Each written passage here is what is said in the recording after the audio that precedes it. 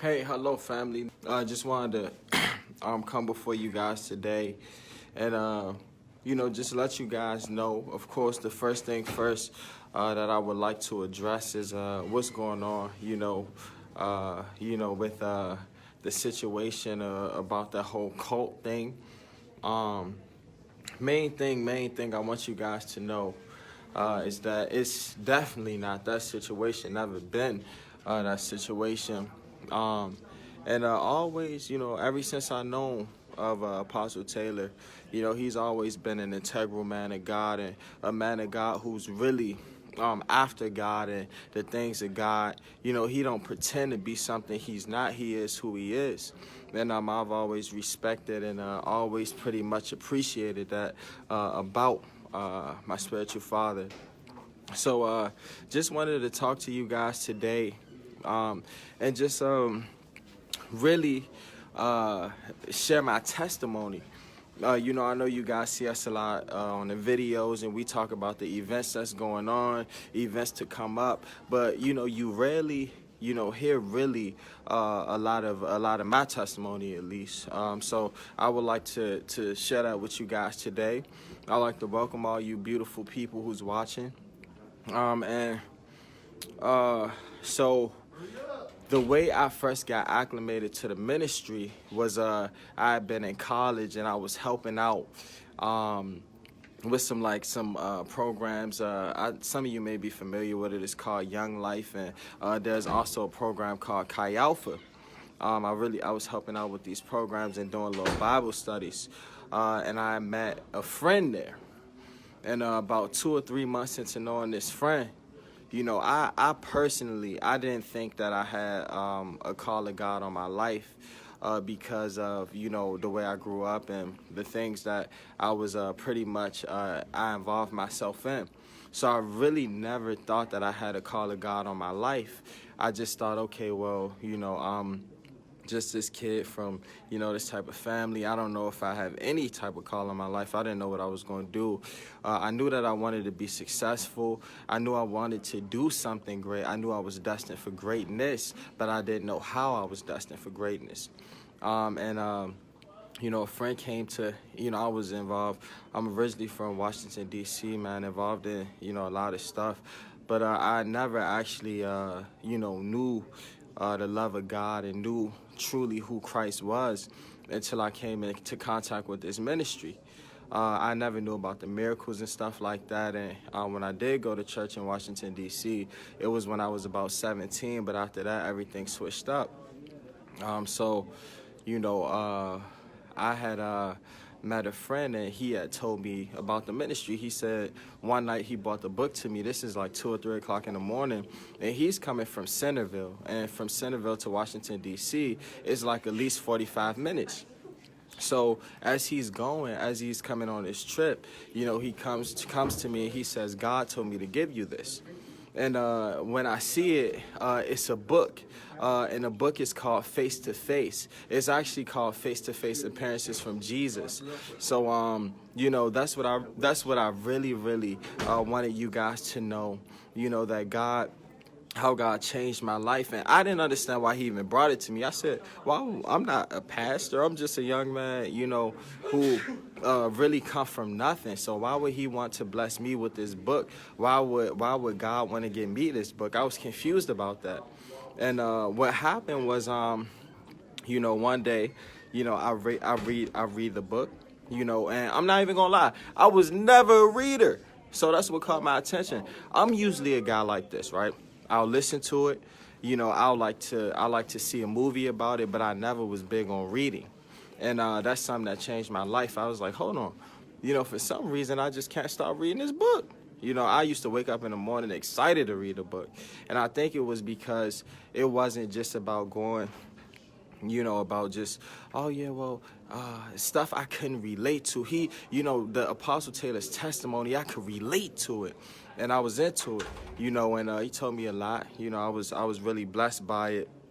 And, I had went to a meeting in Hagerstown. Then after that, I went to my first meeting. Now, on this I'll never forget. because I wasn't raised in seeing miracles and stuff like that. I went to churches, but I never seen miracles and, stuff like that. So I said, hold on.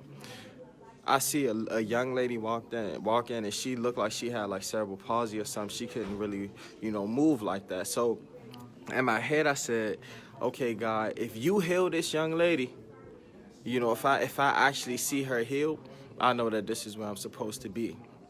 So long behold, about 15 minutes after I say this, that young lady is one of the first people in the service Apostle Taylor called up. And I could literally see her go from limping to walking. I could see the transition in her. And seeing that transition, I was like, hold on. So this is real. So are you telling me like that and then God answered me so quick. I was so confused. And I knew it was where I was supposed to be. But, Apostle Taylor, man, he's just been such a blessing to me, such a blessing to my family. I had a little brother who he didn't even know much about Christ either, and he had recently got saved. He had been baptized. I gave him a prayer cloth, and ever since then, he was able to find a job, and he's about to get his first contract from the government at IT, and he's really young. So I just wanted to let you guys know, man, this is definitely nothing like the cult. Right here, what you see is official. It's the kingdom culture. And this is my father, Apostle David E. Taylor, really, really integral man of God. He's not one one thing I can say about the man that I love is that he walks it the same way he talks. So if you hear him talk, he don't preach on nothing that he does not live. So I just wanted to really encourage you guys. And I know y'all seen the old pictures and stuff like that. I had been this before I got saved. Actually, you know what? I actually got saved at 17, but it wasn't enough people around me and really teaching me who God really was. So I didn't really understand it. I just thought I was doing something just to do it. But at that time, growing up, of course, I had been into a lot of different things. I've been just robberies and stuff like that, and just doing a whole bunch of dumb crap. And it wasn't until, man, I thought I was a man because I had the freshest clothes on. I thought I was a man because I had the more money, and I thought I was a man because I could fight, or I thought I was a man because, hey, if you could shoot this person or do that. But it wasn't really until I got here and I learned what a real man is. A real man is somebody who loves God and somebody who's led by God. And I was kicked out of school after school. I was suspended. I was expelled. I got caught with lean cough syrup in school. My brother got shot in his back. I lost my mom, in the midst of being in this ministry a year ago, last December. And, Apostle Taylor was there, first person to call me, tell me, man, how he was there for me, and he just made me feel so comfortable and loved in the midst of that, and this whole family of JMMI did. So this is definitely not a cult, man. It's really kingdom culture. It changed my life. It showed me, what loving God really is and how to love God, not with only this. Because everybody talk with this, but can you really walk it the same way you talk it? And that's the main thing. So again, I love my spiritual father, Apostle David E. Taylor. I stand with him, and I'm grateful that God placed him in my life, because I really don't know where I'm honest. I'm not trying to, gas you guys up and just get on here and say something, because I'm not about that. I'm not about it. If it's fake, I don't want no parts of it. I only want what's genuine. I only want what's real. I want what's authentic, and came here, and I honestly, and I'm really, I mean this, I don't know, honestly, with the things that I had in me and the way I was, I honestly don't know if I still be alive today, alive or free. Even sometimes thinking about it, it's I think dang, where would I be? I don't even thinking about it for real, but just want to encourage y'all, man. I love you guys, and definitely not a cult, man. It's kingdom culture. This ministry changed my life, man. And walking with learning how to walk with a man of God who's really about the work of God and really about the will of God, it will change your life too. He's not about the talking. I'm telling you, I mean it. If you see this man and how he operates and the things he does, and the background, everybody, even the background, seeing the background of this work, it really shows you the heart of the man of God and how integral he is. So, I mean, this to my pops, I'm standing with you. And to everybody watching, just want you guys to know, don't listen to any false rumors or anything like that, because the same person who, is releasing the rumors at one point was the same person on the stage in here giving testimonies talking about how she was blessed and this isn't a cult. So you put two and two together, but I love you guys. And if there's one thing I could leave you with, one thing, love. Let love rule. Let love control you. Let love live in you, because knowledge will destroy you. It's never about what a person, we don't even know the outside. Man looks at the outer appearance. God knows the inner. He knows our hearts. But I just want to let you guys know, stay strong, keep going, and definitely don't believe the hype, because I've truly been blessed in this ministry. I mean it.